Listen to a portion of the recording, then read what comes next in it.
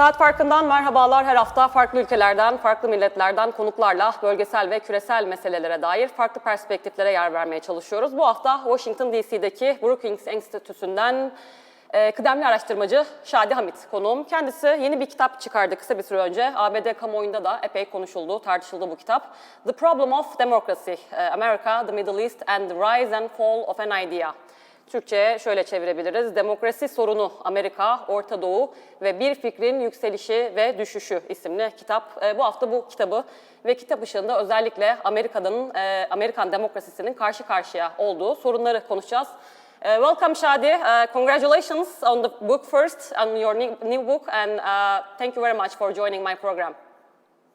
Hi Feyza. Thanks for having me. My pleasure. Thank you. Well, Shadi, your new book, as I said, The Problem of Democracy, is raising some simple yet very important questions, such as what happens when democracy produces bad outcomes?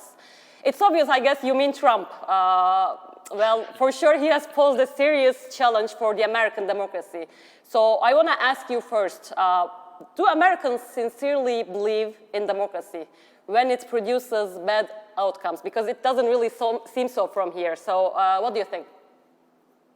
Yeah, so it's interesting that Trump comes to mind with that question, because if we had talked 10 years ago, we would have thought about Middle Eastern examples. We would have thought that Islam, for example, in countries like Egypt or Tunisia during the Arab Spring, when you had free and fair elections for the first time in their histories, Islamist parties came to power, the Muslim Brotherhood in Egypt and Nahda in Tunisia. So in the book, I actually focus on these Middle Eastern cases, and then you can universalize the dilemma to apply to countries in Europe and, of course, to the US. But it's interesting that we as Americans didn't used to think of this dilemma in our own context, but then obviously with the rise of Donald Trump, it did provoke, as you said, this fundamental question of how do we react when democracy produces bad outcomes. And when I say bad outcomes, I mean outcomes that we perceive are personally threatening. You know, for me as an American Muslim, when Trump won, there was a lot of concern about how this would affect the American Muslim community. And that's really the challenge of democracy. It tests your commitment. Mm-hmm. And you have to ask yourself, if someone like Trump comes to power, do we respect it? And I'm very much of the belief that even if outcomes are bad or we see them as dangerous, we have to respect them, because that's what democracy is about. It's about the right to make the wrong choice. Right to make the wrong choice. I like that, yeah. Shadi, I will come to this Middle East specifically, Middle Eastern examples, but first I also want to ask you, because I have read many articles claiming American democracy is dying, if not dead yet. So is another Trump presidency really that serious threat to American democracy, or the reported dying of American democracy is greatly exaggerated? I think it's greatly exaggerated, and I have to say that I've been impressed by American democracy's resilience over the last few years. In 2020, obviously, Americans made a different choice, and they removed Donald Trump from office. Even with the January 6th insurrection, democracy proved its resilience there as well, and the system worked. The system protected against that challenge. And even with the midterms that we just had just a few weeks ago here in the U.S., mm-hmm. there was a lot of this talk that if Republicans do well, then it's just, you know, on the road to the end of democracy as we know it. But the American people returned a result that I think is reassuring, that the election denialists in the Republican Party, most of them lost. And it seems like there is some sanity in the Republican Party. So I'm very much of the view that we have to keep faith. The American system has worked for a very long time, and to give up, to start to have this perpetual self-doubt, I think, is a little bit too alarmist, and the worst case scenarios didn't come to pass. Mm-hmm. Well, Shadi, you said democracy is the right to make the wrong choice. So it means if Trump wins the 2024 presidential elections, he should be considered as a legitimate president. But there are a lot of people who are literally freaking out with that possibility. So, and surely they will question his legitimacy. So, isn't this also quite worrying? Yeah, well, luckily, I don't think there's a big chance that Trump will win, but let's say he does. Then yes, I am worried about, I'm on the center left here in the US. I'm a Democrat. I support the Democratic Party. And I tell my liberal leaning and Democratic Party friends that if Trump wins, this is going to be difficult. But if he wins fair and square, if there's no foul play and the result is clear, there is no choice but to accept his legitimacy. And this is, I think, a fundamental message that I want to convey to my fellow Americans, but also it applies to really anyone who lives in a country where there are regular elections, including, say, even Turkey. Elections are very polarized in Turkey. They're polarized across Europe, India, Israel, Brazil. And there is always this test of if the other guy wins or if the other party wins, how are you going to react to that? But at some level, if people vote for Trump in 2024, it means they will have voted for him for a reason. And instead of condemning people for being stupid or having the wrong information or being racist and all of this, I think that what is required is to try to understand the grievances that drive people to vote for quote unquote bad candidates and to address those grievances and to think about them more seriously instead of just condemning people as being wrong and bad and whatever else it might be. Well, Shadi, Trump has surely deeply affected the American democracy. What do you think his long-term legacy is and would be in the long run? What is it that makes him an object of such a vicious attack from especially the liberal left? Well, there's no doubt that Trump is uniquely bad in certain respects. So I'm less concerned about his policies because, anti-immigrant policies, I don't agree with them.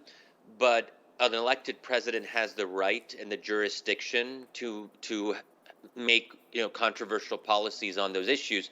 Where I think Trump really crossed a line from my perspective is, of course, refusing to accept Biden's victory and perpetuating this lie that the election was stolen from him. And then obviously his actions that led to the January 6th events at the Capitol. All of this is fairly unique, at least in recent American history. So I think he'll be remembered for that, for the fact that he wasn't willing to concede. He wasn't willing to accept his successor, Joe Biden. But I do think that it didn't start with Trump because after, as you sort of alluded to, when Trump won in 2016. There was an effort to delegitimize his presidency with things like Russiagate, right, which didn't end up producing any evidence of criminal activity that could be prosecuted. So I think that each side plays a role in this ratcheting up of delegitimization, but Trump took it to a whole nother level. So he'll be remembered for that. Now, on things like foreign policy, I think that's maybe a little bit of a different issue, but when it comes to confronting China, rethinking trade relationships with countries like China and so on, that's where he did really change the national mood. And now Biden and Democrats more generally are following in those footsteps of seeing China as the fundamental challenge to American primacy. Well, I have a question on China, but before that, I also want to get your take on because the problem of democracy is not just a Middle Eastern problem. The U.S. Obviously has its own issues with democracy as well. So here I recall one sarcastic comment saying the U.S. has been so busy with bringing democracy to other countries, so it doesn't have any left for itself. So how do you relate to the U.S. promotion of democracy abroad? Do you think it was and still is a legitimate and necessary objective, or it should improve its own instead? Yeah, well, so first of all, I think it's worth remembering that no democracy is perfect. So when people point to America's flaws, I say, yes, of course, we're a flawed democracy. And I think that we have to move away from this idea that democracy is some perfect endpoint. That's the first thing. When it comes to democracy promotion abroad, I'm very much an outspoken supporter of supporting democracy and political reform in the Middle East, because if we as Americans have these ideals, we should try our best to live up to them in our conduct abroad. The Middle East is the most authoritarian region of the world, and we as Americans are implicated in that. My governments, whether it's Democratic or Republican administrations, for the last many decades, have propped up authoritarian regimes to the tune of billions of dollars per year, providing advanced weapon systems to dictatorships like Saudi Arabia, and not really asking for much in return. We allow the Saudis, as we've seen time and time again, to get away with any number of things. So my goal is to try to persuade American policymakers to rethink this approach, because it hasn't led to stability. There's always this myth of authoritarian stability, that these regimes are reliable and so forth. But what we found out during the Arab Spring is that they weren't reliable, because they fell. And then we saw the civil conflict and even civil war for many years thereafter. So I don't want us to keep on repeating that mistake, because if there is another Arab Spring in 10 or 15 years, are we going to have to repeat all these conversations and debates all over again? And I think a big part of it, too, is the American fear of Islamist parties coming to power. So when I talk about the problem of democracy in the book, that's a big focus of mine, that American policymakers have to come to terms with the fact that if you have free elections in religiously conservative societies, Islamist parties are going to do well, or they might even win outright. And of course, we saw this in Turkey as well. So Turkey has been part of this debate and dilemma for quite some time. And, as Turks will know, there have been a number of coups that tried to block the rise of certain parties, including in the 90s with the Refah Party. And that was obviously a key moment. So, these dilemmas are something we have to try to resolve in our own minds. And if people want to vote for a religiously conservative party, then that is their right. We as Americans don't have to like it or agree with it, Right. but it's really not for us to say. So I think that once we resolve that dilemma, we can have a more consistent approach to supporting democracy in the Middle East.